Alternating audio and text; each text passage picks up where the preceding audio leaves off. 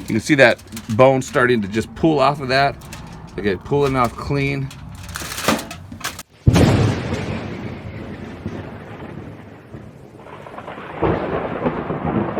I'm Al. I'm Nick. And we are the Regular Joe Foodie Show. We're just a couple of regular Joes who want to share our food experiences. In the last video, we showed how we marinated the ribs. We were working on some ribs. So last night, we marinated the ribs. We did equal parts of apple juice and soy sauce. And as I mentioned then, the salt in the soy sauce breaks down your meat, tenderizes your meat, and then the apple juice gives it a sweetness. We did one rack with apple juice and soy sauce, equal parts, 1 cup of each, and then we did one rack with apple juice and Forest Glory barbecue sauce. You can use your favorite barbecue sauce. That just happens to be my favorite because we're Forest Glory barbecue. So we did equal parts, 1 cup of each, and then let it marinate overnight. We put it into 2-gallon Ziploc bag, and then halfway through we flipped it because we have the racks folded in half, so that way they get equal marinated. So today we're going to apply the rub. What I do is I'll marinate the meat. Usually the night before. You can do it, anywhere from 4 to 6 to 8 hours long. You don't want to do it too long because it'll actually make your meat a little mushy. And so we did it overnight, and now we dumped out the marinade. We're going to pull the ribs out and we're going to dry rub them. And the dry rub there's no label. It's my dry rub, Forest Glory barbecue dry rub that I make myself. And so Nick's gonna help me here because we want to make sure we get dry rub on all pieces, all parts of the meat. You can see the difference from when we cleaned up the sinew off the back of the meat, cleaned up the excess fat. It was a lighter pink color. Now it's a darker kind of caramel color. This is the one with the barbecue sauce and the soy sauce, and the soy sauce gives it a little darker color, and that with the barbecue sauce, it's going to kind of change the color of the meat. I'm going to get my smoker going. I'm going to get the charcoal lit before I go in and actually rub, put the rub on the meat, on the ribs. And so people usually ask me how I like to, what I use to start my fires. I do like the chimney starters. I just wore mine out, so I need to get a couple new ones. But even with the chimney starters, instead of putting the newspaper underneath, I get the Weber lighter cubes. They work really well. They're a paraffin cube. They're non-toxic. They're odorless. You don't get a taste like you do with a lighter fluid. And then once you light them, they stay lit. So what I'm going to do is I'm going to put a couple lighter cubes down. I'm going to stack my coals. I'm going to light them, and then I'm going to let my fire go while we go inside and get our ribs ready to stick in the smoker. You get 24 cubes, and they're foil sealed, and you pop them out and stick them in your pile of coals. Normally what I'll do is I'll put some coals down, I'll put my paraffin cubes or my lighter cubes there, and then I'll start stacking my my charcoal, my lump charcoal around that. The lump charcoal I use is this Best of the West lump charcoal. It's a mesquite charcoal. I get it at Smart and Final. It's a really good price. You get 40 pounds for about $16. I think the more you buy, the cheaper you get it. I usually buy one at a time, maybe two if I'm going to have an event going. And so I'll put my lighter cubes down, and then I'll start piling my charcoal around the lighter cubes. And that way I make sure I get them down and in there and kind of spaced out. I got my cubes in there. I still need to put more charcoal, but I'm going to go ahead and light it up so you can see how this works. I got it one right there. And it lit up, getting a little blowback from the wind, but once you get these things lit, they stay lit. So even with the wind, sometimes they light up better than these lighters do.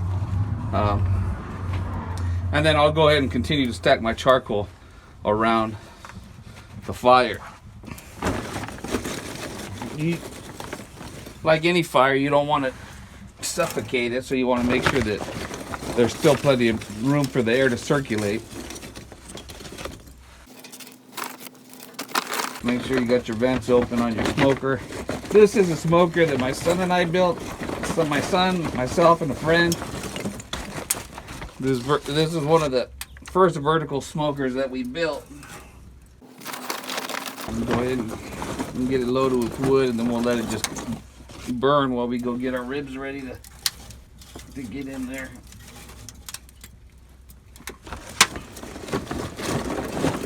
As you can see here, the meat has changed color a little bit. It was a nice white and pink, and now it gets a darker color. And so we're gonna dry rub this one. Once we get this one done, then we'll dry rub the other one. And there's a little difference of color because one we just use the apple juice, which is lighter in color, and soy sauce, and this one we use the barbecue sauce to give it some flavor. And actually, I was thinking about it. I'm gonna not dry rub this rack because we did it with the barbecue sauce and the soy sauce. You're gonna get the flavor from the barbecue sauce. So I'm not gonna do anything because the barbecue sauce has pretty much what I have in my dry rub. Pretty much the same seasonings, and so it's been marinating. I'm just gonna leave it, and I'm gonna dry rub the other rack, the one with just the apple juice and the soy sauce. So what I'm gonna take my Ziploc bags that I soaked it in. They're clean. I'm gonna lay it over the meat, and so that way I don't get the dry rub on this rack. I'm gonna take the other rack, lay it on top, and then dry rub that rack. And you can see this is the second rack that just had the apple juice and the soy sauce, and it's a little darker in color than it was yesterday, but lighter than the first rack because the first rack had the barbecue sauce. So we're gonna go ahead and put some dry rub on this. Nick's gonna pour some dry rub on, and then I'm gonna rub it. And you want to get it under the flap. You want to get it all over the meat and the bones because you want that flavor on every bite. All right, I'm gonna have Nick pour some dry rub here. You can be as generous as you want. Go ahead and just pour some across here, Nick. I like to have somebody help me do this so that way I don't contaminate the container with raw pork. And get some under the flap here.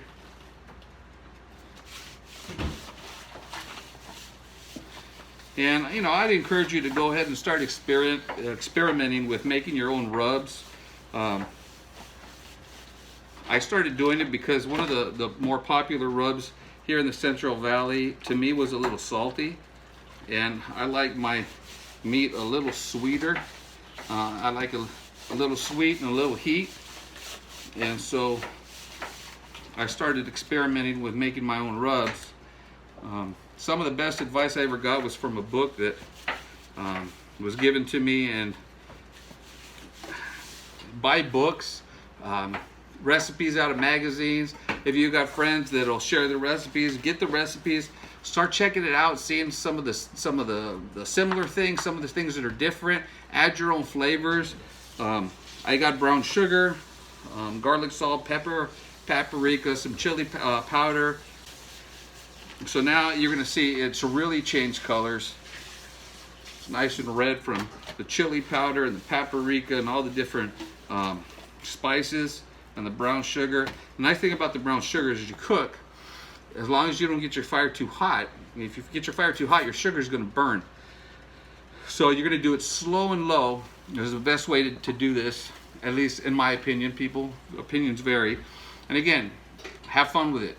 But slow and low. We're gonna hang the racks in the smoker. I'm gonna hang them high away from the heat, and so that way my brown sugar doesn't burn, and you're gonna get a nice caramel color on that. Again, depending on your heat, you gotta really watch your heat, because if it gets too hot, it'll burn the sugar in the rub. And we're gonna go from there. Okay, I'm gonna use some hooks. I got some racks for this smoker, but I like to hang my meat because it keeps it horizontal, and so you don't got one side hanging down closer to the fire. So we got that first one with the rub. Sometimes I'll use a water pan. I don't think I'm going to use a water pan. I'll put the water pan on the bottom rack. It kind of protects the meat from excess heat and gives it moisture. And then my second rack in there is in case the meat gets so tender that it falls off the hook. It'll land on that other rack, and you can hear it sizzling. It's about 250 right now. We're gonna bring it down probably about 225, but I'm gonna close it up, cut off some of the air, and then adjust my vents so that way it'll regulate my heat. The less air you have, the less heat you're gonna have. But you wanna still keep some flame down there. If not, you get too much smoke, it'll cause some heartburn, and it'll make the meat a little bitter. And so we're gonna close this up.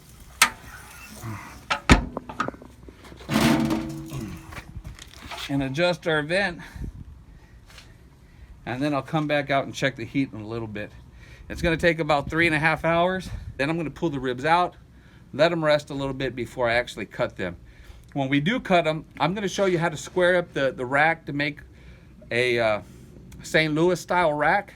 You're not going to lose any of the meat like if you just go and buy a St. Louis style rack. So you buy the spare ribs, you square up the rack once you're done. You can do it before you cook them, but then you're gonna have to end up either hanging or putting that other piece of meat in the smoker anyway. So I cook them whole, and then I square up the rack after it's all said and done. I decided to go ahead and put a water pen in there. I did a mixture of apple juice and water. It's gonna protect the meat, keep it moist.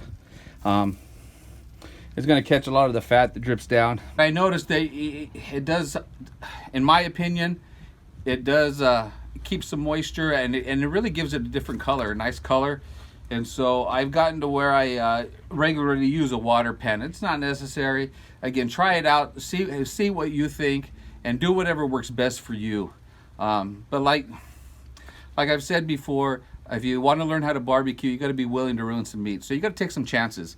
Try it out, try a few different things, a couple of times, and see how it works for you. We're gonna check these in about 3 hours and see how they look. All right, the ribs have been in about 3 hours, so we're gonna pull them out. I checked the water pan earlier. I normally don't like to open the smoker more than I have to, but I needed to make sure we still had liquid in the pan, and so I opened it up, and they're looking really good. So when I pull them out, I'm using these silicone gloves, and they work really well. I wasn't sure about them when I first purchased or got them, but they work really well for handling hot food, especially these hot hooks that fit in the smoker. So I got one layer of foil. You can see that bone starting to just pull off of that. Okay, pulling off clean. Competition ribs, you want a little bit of pull on your ribs when you a little bit of tug, but we're not competing. It's just family get together for the 4th, and most people like for them to fall right off the bone. So we're not competing, we're just family gathering. I'm gonna pull my gloves off, throw some foil over the top, and I'm gonna let them rest for about 20 minutes while I get ready for our gathering. I'll let them rest. This top rack, if you look at it, this is the rack that we put the rub on. Not too dark, a little bit dark around the edges, it's okay. A nice pretty color from all the spices. And I think they're gonna be really good. So cover them up, let them rest, take them inside, let them rest, and we're done. One thing that you have to remember to do is remove your water pan. All right, so the ribs have been resting while I was getting ready, and we are gonna cut up the first rack. The first rack is the one we put the rub on, and so remember we did two racks, one marinated and then the rub, and then one with just the marinade. And so I'm going to kind of show you how they do the St. Louis style ribs. The St. Louis style is just a squared up spare rib rack. So they take off the corners, and this is done in the store before you buy the rack, and then they cut the ends off.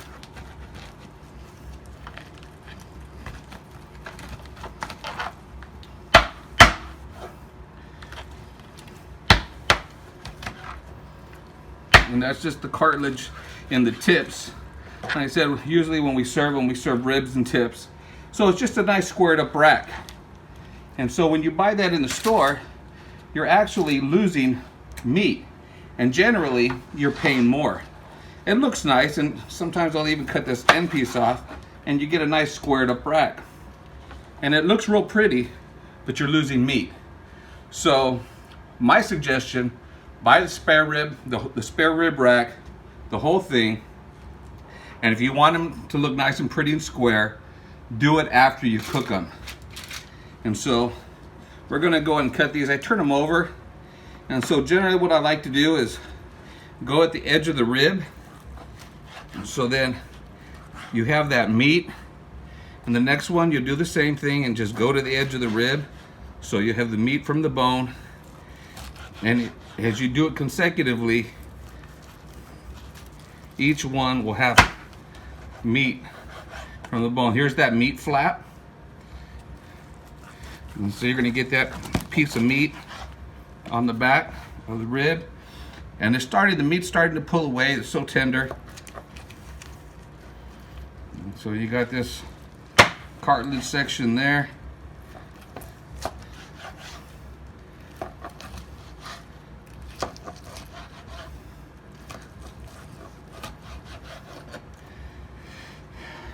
And then I'm going to go ahead and put them in foil. Then we're going to put them back into the pan, only because I want to keep them separate. I want to keep them separate from the ribs with the rub and the ribs without the rub, so we can see the reaction of people eating. So then I'll just go ahead and put them in, line them up the way I cut them, so you still have that nice pretty rack look.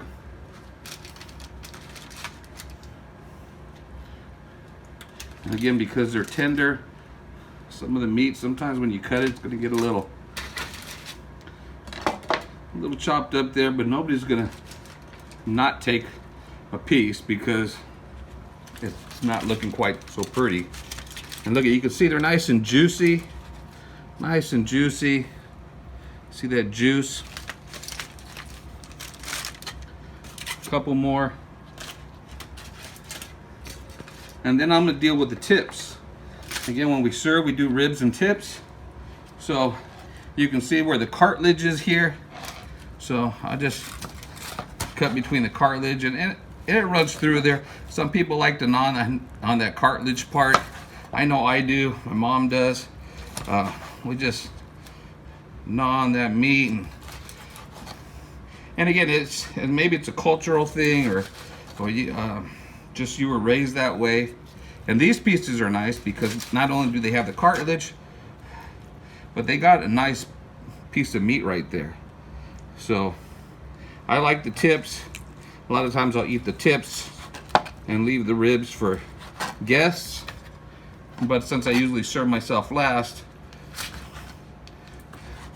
I take whatever's left, and there's always plenty left. And this is a bone with the cartilage, so I'm just going to leave it whole like that. And then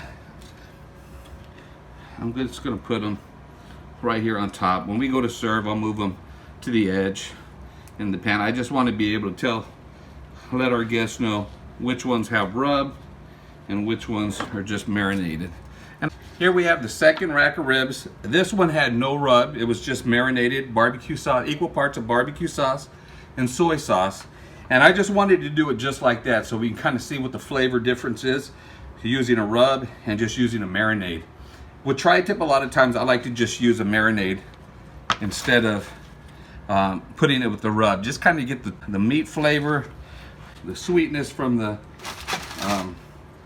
marinade.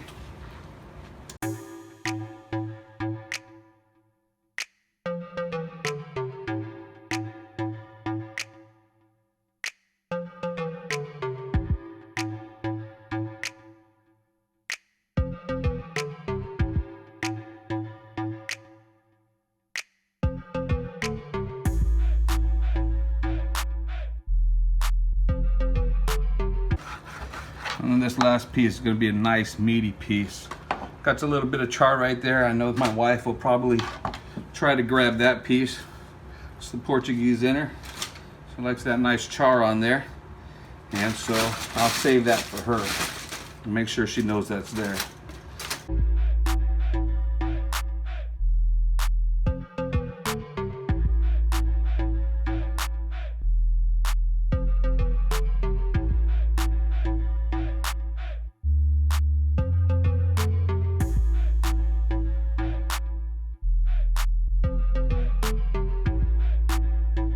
Good to go. Take my gloves off so a little easier to handle. And sometimes if it's really hot, you can use the silicone gloves. I love the silicone gloves because they give you a lot of protection from the heat. And then I'll put a lid on that. There you have it. We did 2 racks of ribs. We marinated them in equal parts of soy sauce and apple juice for 1 rack. In the morning, we dumped out the marinade and we used a dry rub.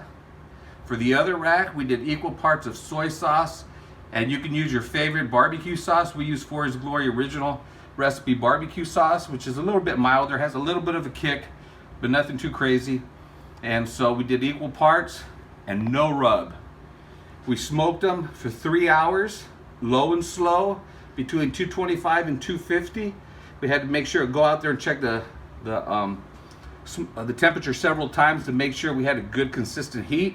Added a little bit more charcoal about midway through the burn.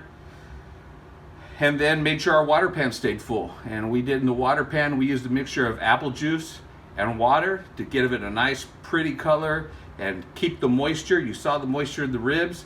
And now we're gonna get ready to go to my daughter's and enjoy. All right, so these are the ribs that we did. This is the one without the rub. Got that nice meat flap on the back. Nice meaty piece. Take a bite. You gotta get a little bit of a tug, but it comes off the bone clean. That's competition ribs right there. You wanna have a little bit of a tug, but you want the bone to come off clean. So we can see the bone right there, nice and clean. I'm gonna take a bite of the one with the rub. I don't cook with sauce. Sauce is a condiment. With the rub and the marinade, you really don't need sauce. It's just it's a preference thing. So let's take a bite of this rib here. Little tug, but a nice clean bone. That's what I'm talking about. Slow and low. That's why you want to go slow and low. Nice tender ribs, juicy, flavorful. I use the For His Glory meat rub. I actually like the ones without the rub a little bit better. These are a little sweeter, got a little bit of salt, a little bit of sweet, the savory and the sweet. They're good, but this just tastes a little bit more pure, more, just the meat and the hint of marinade. If you have any comments, questions, or concerns, leave it down in the comments section. If you like what you see, subscribe. We're just a couple of regular Joes. My name's Nick. Behind the camera we have... Edit that out. Edit that out. My name is Al. Behind the camera we have... Nick. And we're just a couple of regular Joes bringing you, our love for food. And so, until next time, if you like what you see, please subscribe.